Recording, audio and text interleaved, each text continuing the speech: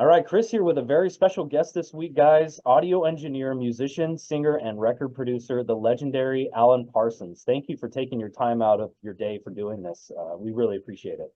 Oh, no, not at all.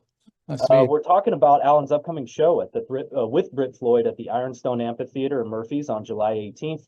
So radio listeners on the Bear are going to have a chance to win some tickets at the end of this interview. So make sure you guys stay tuned. Check out alanparsons.com, ironstoneamphitheater.net to grab your tickets, guys. I want to say first off that I'm a meager recording engineer as well. I went to Recording Arts Canada back in 2004.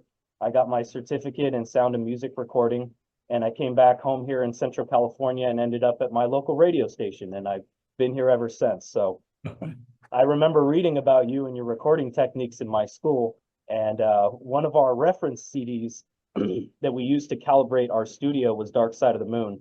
And our head engineer there was saying that it was his hands down favorite CD to use for calibrating studios. So I thought that was pretty cool. Well, yeah, that makes me feel good. Yeah, so I'm very fond of that album. I remember in my college years really delving into kind of the history behind it. If you don't mind, I'd like to talk about some of your history, the early days of your recording career.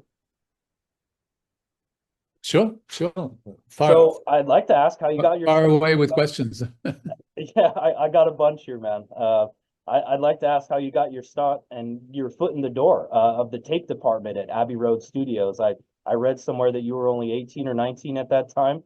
How did that happen? I was 19. When I first started Abbey Road, I just turned 19, and I got the job partly because I was already working for EMI Records in a different department in West London. It was a tape duplication factory where they made reel-to-reel tapes. Just about the time that cassettes first appeared. So that was the format before cassettes hit the market, and nice. They were connected to Abbey Road, and we used to duplicate all EMI's product. I would copy all their master tapes, including, believe it or not, Sgt. Pepper. The Beatles made several copies of that for foreign factories. It's all done online now. You don't have to send tape. We literally had to send tapes to each country that had a record factory. That's amazing. So was it kind of just a process of working your way up, earning your stripes? How did you eventually progress to the engineer level? Well, Abbey Road had a program of starting new employees off in the tape library. Just literally logging all the information on tapes and fetching and carrying tapes around the building to studios that were looking for particular things, and that kind of led to being a fly on the wall on sessions. I would just literally sit at the back of the room and watch what happened, and that led to a job as tape operator, and that led to the experience of actually becoming a full-blown engineer. And then I progressed from that to my own production work. I continued to engineer, and I still do to this day when I'm producing. But I was going to ask, was that your dream job at the time, or did you see it as a way to do what you wanted as a musician? I really didn't think I had a career as a musician on stage. Although at the time I joined Abbey Road, I was playing in a blues band. I was another wannabe Eric Clapton, in a blues band. But no, I didn't really think it would be something that I would ever do, have any kind of success on a stage, and especially not singing. Yeah. Nowadays, I'm doing a lot of playing and a lot of singing, so you would have known. All right. Well, like you said, you worked your way up and started working on those legendary albums from the Beatles, Wings, Pink Floyd. I read that one of your first recording sessions was as an assistant engineer for Pink Floyd's Atom Heart Mother. Is that correct? That was pretty early on, yeah.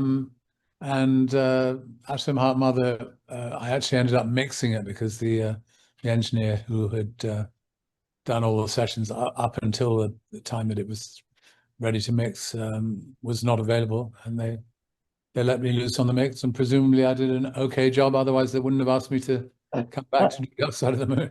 Yeah, they wouldn't have asked you back, I don't think, right? But that album, it's been notoriously panned by members of the group, even though it's one of my personal favorites, man. I truly love Atom Heart Mother. I really feel it's Pink Floyd at their most creative and some of their most cohesive moments. And I just Well, want you're saying that the band don't care for it particularly? well, I've read that they say that Atom Heart Mother is one of their ones that they feel like it was too tough to do. It wore them out, and the end result wasn't what they thought it was going to be, or something along those lines. But I read that it was kind of mired with problems with the orchestral stuff. The recording sessions I heard were complicated and stressful. Is that true at all, or? Well, I remember the intro is a very complicated brass band piece written by Ron Geeson, and we did actually do it on two completely separate occasions. Where we decided that the first one just wasn't good enough, and we came back and did it again, and then they managed to get a good version of it. But yeah, there was some problems getting that right. Yeah, and I know you have a history with classical recordings and stuff like that. Was that one of your first actual classical kind of recording arrangements? Well, I wouldn't really call that classical. I mean, it's Yeah, I guess you're right. It's symphonic, I suppose. It's Symphonic, I guess. But no, I'd part of my training right up to that point had been working with a bunch of classical artists as an assistant engineer, not as a. I never did any commercial engineering for classical artists. Although I worked with some of the greatest classical artists of the time. There was Daniel Barenboim, Sir John Barbaroli, Otto Klemperer, a lot of big names at that time in the late 60s, early 70s. And that's amazing. I'm sure that lended to the experience that you had in the studio with a pop rock group, bringing that kind of edge of knowledge to recording those types of instruments, right?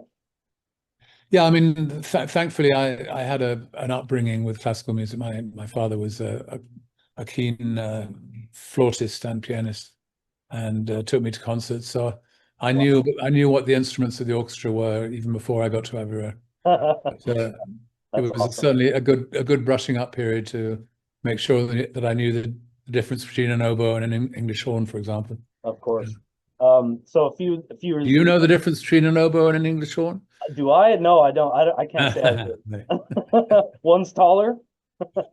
One has a little bubble at the bottom, but they have similar sounds. But anybody that would know the difference would recognize an English horn.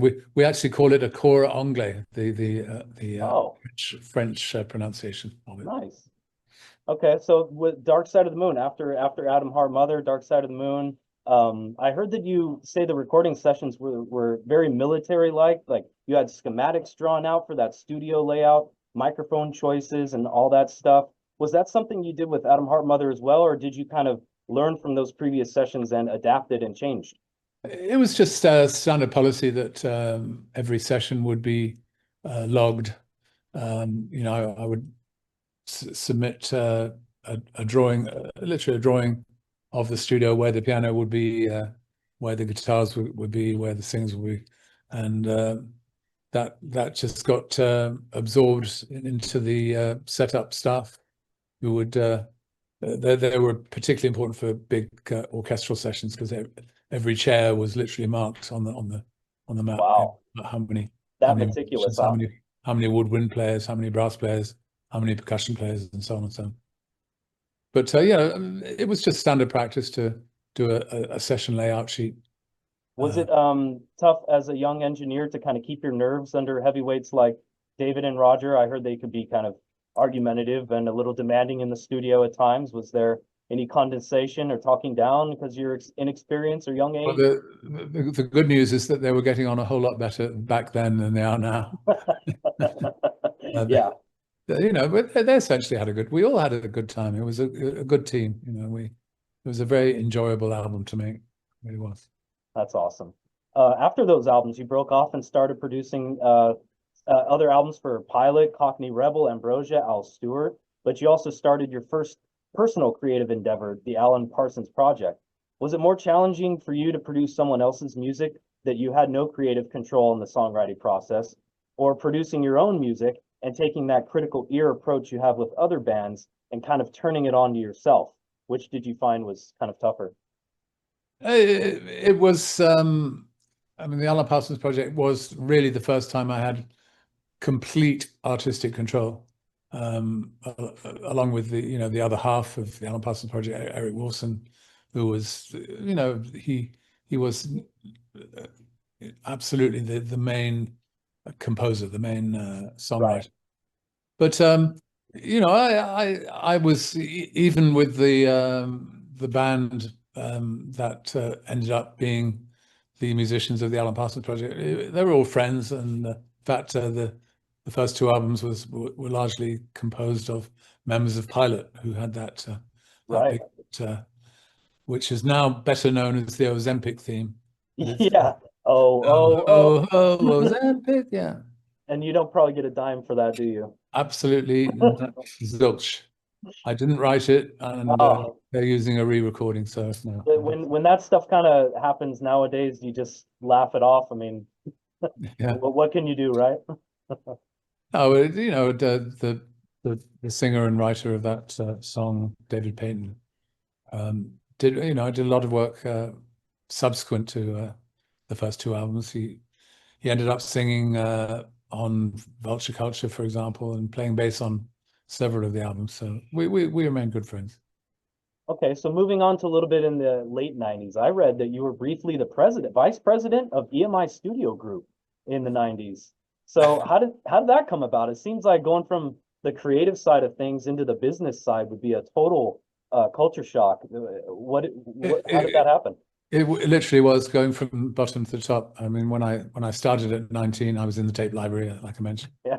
And they offered me the job as the boss. It wasn't just Abbey Road Studios; it was two other big London studios, Olympic and Townhouse. Wow. So I did take the top job for a while, but I found it was too corporate, and it was all about salary reviews and spreadsheets. And I kind of ran away screaming, said, "No, I'm going back to making music." So now that you kind of worn both hats and you went back into the studio setting, did that give you kind of any additional insights after doing that? I think every experience with recording it, either the project or other artists, every experience was, to a degree, a learning process. Definitely. I'm still learning now, Yeah. getting inside the heads of musicians is a fascinating business.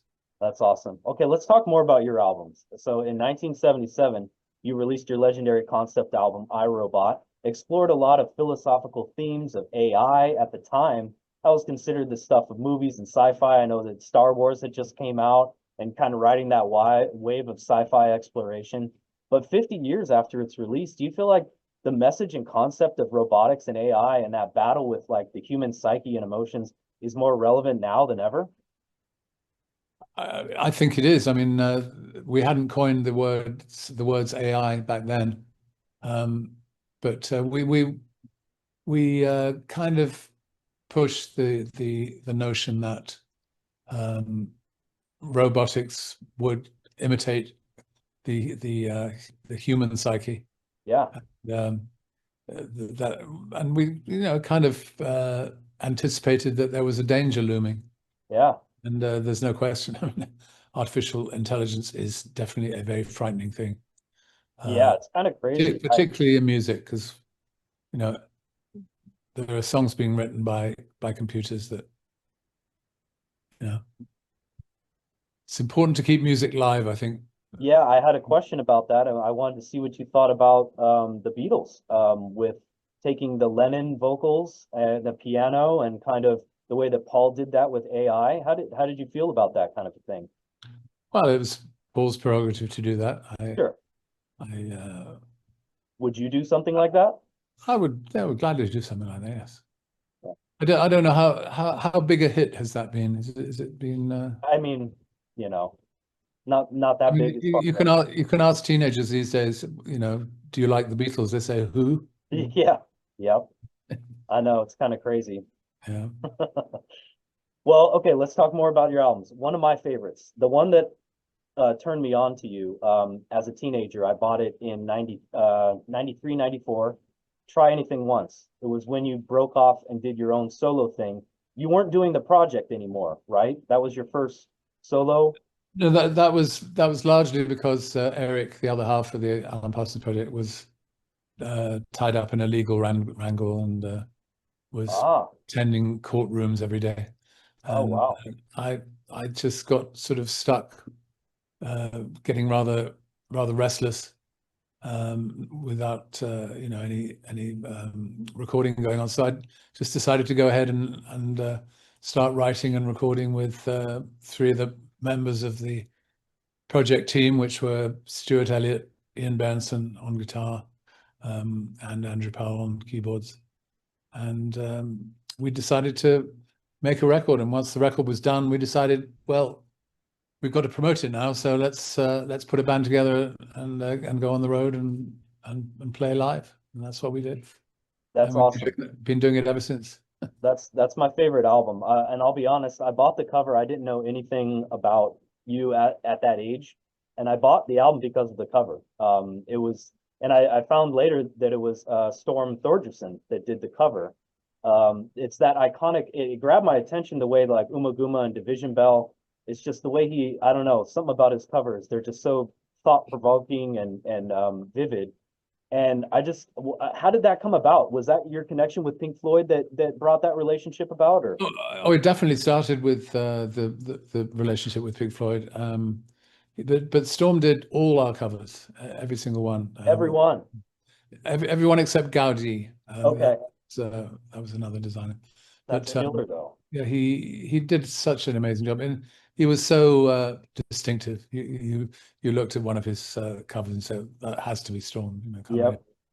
he And sadly died not so very long ago, but his legacy is always going to be there. it'll live on. Yeah, it's He's amazing. just- So the Try Anything Once, as I was talking about, what was the so you mentioned the live thing. I want to talk about this. That I read somewhere that the only live performance during the Alan Parsons Project original incarnation was in 1990.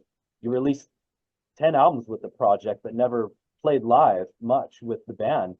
Why was that? Was that a conscious decision? Was like the studio albums too studio centered with different vocalists, or was it more of a personal choice not to take it on the road? I think it was largely because Eric Wolfson didn't really relish the thought of traveling around on a bus. Who does? You know, it was questionable for the entire duration of the project years what I would do. I mean, I'm a half decent rhythm guitarist and a half decent backing singer, you know, doing oohs and ahs and tra-la-las and what have you. But I never really thought that I would be the leader of a band on stage with what became the Alan Parsons Live project. I Yes. really didn't anticipate that at all until it actually happened. That's pretty awesome. It's a pretty rare treat to see your solo stuff live. We'll talk more about the show coming up in a minute, but I just want to get my little audio engineer questions out of the way, if you don't mind. I wanted to talk a little bit about the equipment and recording in the modern era. I wanted to ask how you felt when Pro Tools and the DAWs that we see everywhere now came out in the early 2000s. Did you embrace it at the time, or were you reluctant to make that big of a change? I was certainly there when what we call DAWs really first started, but I was into digital recording long before computers really took over. I was into Sony 24-track digital machines. I had a pair of those, and that kind of lasted through until the first period of actually using a DAW. I did do a couple of albums on TAC machines. The eight Oh track yeah. Uh-huh. track. I had 8 of those machines, so I had 64 tracks available. So that was the next one, and then when cut and paste audio, what I would call Right. cut and paste audio, really came into its own. That's when I started using computers. But I was always terrified that because it was, in the ether, the music was somewhere in the ether. It wasn't a thing you could actually hold in your hand. Right. Yeah, like tape. And I was very backup conscious back then. I would back everything up to tape of some sort, Yeah. just to. But these days, you just back up to the cloud, back up to Yep. another drive somewhere in another location, and it's safe enough now. Do you still like the use of like an actual board with real preamps, like a Neve or something like that, or do you just prefer Oh everything? yeah, I mean, I'm absolutely still working on an analog board, and Oh yeah, the front end is totally analog before it gets to the that's awesome. yeah. That's luckily I was at the end of when I went to my college in 2004. We had a Neve console there as well, and that it just blew me away. The warmth and the sound of those analog consoles, they're just so impressive to me still to this day. And it kind of pains my heart that the younger generation really isn't gonna get to experience that so much in the studios anymore, right? Oh, I think the technical advances in audio never stop, and one day we'll laugh and say, what was wrong with the digital version of analog? Right. Yeah. Yeah. It will end up being exactly what we want, whether it's slightly degrading or slightly better than an all digital path. But we'll get over it. It'll be whatever we want it to be in the future. I know there are some things though that are sticklers for you. I've heard that you're pretty critical of the use of compression and hard limiting on overall mixes. Is it because it just kind of sucks the air out of the dynamic range in the mix, or what is it? Yeah, exactly. I mean, that's exactly what it does. I mean, I use compression on vocals and bass guitar usually, but I'm very much against compressing a complete mix. Yep. Radio stations do that for you. I know. I hate it. Yeah, me too. I hate it because when I get track service to me, I can if I bring it into Adobe and it's just a brick across the waveform. You can't even see no peaks and valleys, nothing. And there's certain tracks that I get that I do see the peaks and the valleys and the dynamic range is intact. And I swear, I know it sounds silly, but I can hear the difference. And I feel like when I'm listening to it on the air later in my car, I can hear the difference. And it's just like they're just trying to pound it at you like it's a commercial instead of letting it breathe and have this kind of atmosphere to it, you know? I mean, radio stations apparently do it for geographical penetration. They can reach a further audience by Yep. Isn't it crazy? I don't know. Which It is compromises it. not the best idea or the best Well, planning in my view. out of all the decades of your recording career, what was the biggest change in recording technology that you remember being the biggest kind of game changer for you? 70s, 80s, 90s, 2000s. What I think probably the advent of CD was pretty significant. Yeah. Although our ears have got tuned into the weaknesses of CD these days. Yeah. But at the time we said, "Oh wow, there's no hiss, there's no crackles, there's Right, nothing better. clean as a whistle." But we weren't. We learned to listen in a different way to what was really important. Yeah. And, CD really isn't that good. Yeah. In the gist of things, right? Did Yeah. you ever mess with mini disc or any of that right after? Very, very briefly, yeah. Yeah. I remember seeing those for like a week in the stores. I have a friend in Turkey who has pretty much every reproduction system on any kind of disc, video discs, audio discs, vinyl, all the stuff. He's got a huge collection, and he might as well open it as a museum, actually. He might as well. Yeah. I mean, that stuff's going to be, offline media and the physical media, you know, it's going to be, I feel like it's going to have a renaissance or something. I feel like people are going to get tired of renting music, this 192 KB, 320 KB that they're paying for, that they're renting. They don't even own it. And it's this subpar audio. And I feel like it loses the connection with the fans when you just have it as this disposable medium that you can just shuffle around and have like a carefree, like, who cares about it kind of attitude, you know? It's encouraging that vinyl is so popular right now. Yeah. And long may that continue. Yeah, I agree. Until we can get the definitive streaming service, maybe. Right. Yeah. With the right focus on quality. I know Neil Young tried to do that for a little while with his music files that he was trying to upload. And I think it needs to be done, you know. Maybe you could lead the charge, Alan.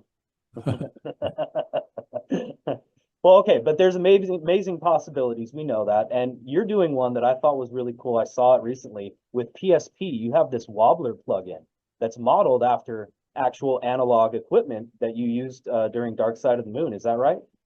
Yeah, I mean, it was in particular a backing vocal effect on Time on the album. It's kind of a little bit like a phaser, a little bit like a wah-wah pedal. It's like something in between. It's cool. It goes I listened to the video. It's awesome. And yeah, we're doing well with it. It's made by a company in Poland, PSP. And so in that process, I'm fascinated by it. Like the process of turning something analog into digital. How was that? You know, was that tough to achieve? Is there like some black magic tricks, or how does that work? Well, the original box was literally just a bunch of valves, tubes, whatever you call them, and a big transformer on a sheet of bent aluminium as a chassis, and we kind of knew what the box was doing, and translated the basic concept of what that box did into more sort of digital terms, like a modeler. But it was a whole lot more controllable. Our box is a whole lot more controllable than the original box was. It was designed by a guy called Keith Aitken, who was a technical engineer at Abbey Road. Oh wow! But we've been trying to reach him, but I fear that he may be no longer with us. So, well, I'm sorry to hear that. But hopefully this will live on in his legacy, and hope so. You know, it's amazing. So technology is good and bad. We were talking briefly about AI. I just want to get your opinion. I know you kind of talked about it. We have the songs now that are being 100% created by AI. They're not even real bands.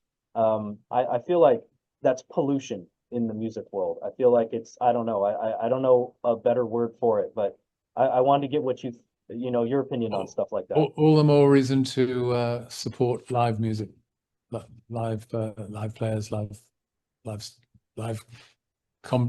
composers. You know. Yep. And I feel like it's deceptive though too. Like people don't know that it's a fake band. They're listening to it. I read this article that they did this deep dive into this band, and they have all these vague descriptions, these weird names. All of their albums have these similar kind of themes and song titles, and they did this work and they found out it was a totally AI created band, that no real members, no real songwriters, and they're just farming listens on Spotify, and Spotify is, you know, recommending them with their algorithm, and I'm like, you know, it's polluting. I think at the end of the day, you know, real quality will always win, will always shine through. I agree. That's great, man. Let's talk about something terribly wrong if AI really is going to be the entire basis. I know. I hope not. For our entertainment needs. Let's talk about your latest album, From the New World. It came out in 2022. And like a lot of your other solo ones, it has some amazing guest appearances. Joe Bonamassa, Tommy Shaw of Styx, David Pack, who was on my favorite album, that one from 1993 that I mentioned, Try Anything Once. And then he was also in Ambrosia, right? Yes, he was. Yeah, and then I read there was American Idol, James Durbin. how did all this come about with all of these artists? Are you friends with them or? Well, yes, I mean, they're all people I had vague contact with. I mean, Joe Bonamassa I met maybe a year before. He actually interviewed me for a show we did in Nashville. How cool. David Pack's a very old friend, and Right. the What about Tommy Shaw? Tommy apparently had said publicly that I was one of his favorite artists. So that was easy to get him. Oh, nice. He was ready and willing. Yeah, yeah. Well, He did a nice job, I think. So on this new album from the New World, it also has the vocalist that I believe is your current live vocalist, PJ Olson, right? that's right. Yes, PJ is the longest standing member of the live band. Yeah, how did you get involved working with him initially? I didn't see too much on that. I'm not really sure myself. I think David Pack might have been interested in introducing him. Oh, okay. And he helped me out on the Valid Path album, and he's also a very talented engineer. Oh, In nice. fact, we share the Grammy for the surround remix of Eye in the Sky. Yeah, the 35th anniversary, right? Right, right. Yeah, it's amazing too. It sounds, I mean, how do you get an album like that that's already iconic and sounds amazing to sound even better? And you guys did it. And we got my first Grammy. Yeah. I had not won a Grammy You until were that. nominated before though, right? I thought you were Several nominations. I think I held the record for the most nominations without winning. So well deserved though.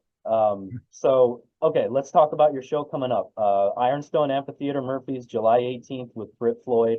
I imagine all your hits from your storied career will be played, but are you going to be digging up some gems you maybe haven't played in a while? Are there any trees? I would love to do that, but we've only got 35 minutes. So that's probably 4 or 5 songs, no more. Yeah, right.